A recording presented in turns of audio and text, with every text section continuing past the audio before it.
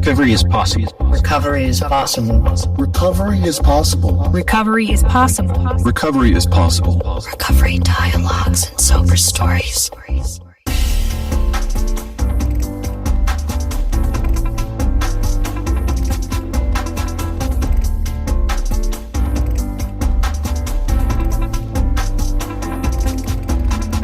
Welcome to Recovery Dialogues and Sober Stories.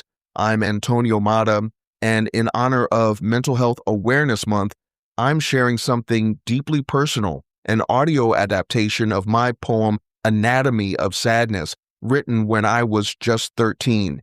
It's a visceral piece, voiced with reflection and paired with commentary about how we make sense of suffering through art, especially in our formative years.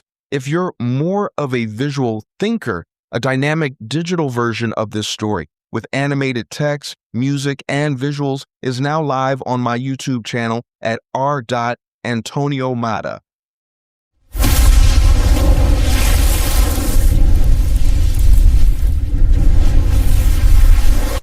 Anatomy of sadness, feet of gloom, heart of contempt, stomach ailing, consuming, intestines disposing, ears curved but not bent, hearing words of one scent, chest broad with pain. You can call me built because my tears fall like rain, teeth yellow with fear, grinding joy, genitalia of a hermaphrodite, warm moist womb of misery, penis a knife, soul torn to shreds like that of a goat's bite, nose aware of the stench of foulness filling the air, arms and legs long, no power, no strength, keeps me weak, unable to carry on. My hair's not nappy but woolly like Jesus, who just like me was at times unhappy, waited for a resurrection 3 days too long, but my angels sing a melancholy song, my mind full of thoughts, getting heavier. My eyes change color like the leaves in fall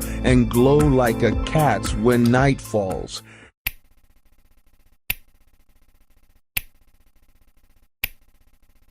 I wrote this poem at 13, when darkness was my only companion. Each line wasn't a metaphor, it was a diagnosis from a child who could only translate mental anguish through the body's language. Feet of gloom, heart of contempt, chest broad with pain.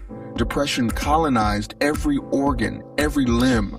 Looking back at that isolated boy, I'm struck by how he crafted art from despair without knowing if dawn would ever break. No one knew. I suffered in silence. No one treated. I navigated those shadows alone with only the words to make sense of senseless pain. This video honors Mental Health Awareness Month because there are 13-year-olds right now drafting their own anatomies of sadness, believing solitude is their sentence. Mental wellness deserves the same attention as physical health. They're interconnected systems, with a fracture in one affecting the other. Sometimes compassion is simply about listening, creating space where truth can breathe without judgment. But listening alone isn't always enough. When someone shares their darkness, help them find peers or professionals who understand mental illness and can offer pathways toward healing. I don't regret those untreated years. That darkness carved resilience into my character like water-shaped stone. But survival shouldn't depend on chance. No person should navigate those waters without a compass or guiding stars.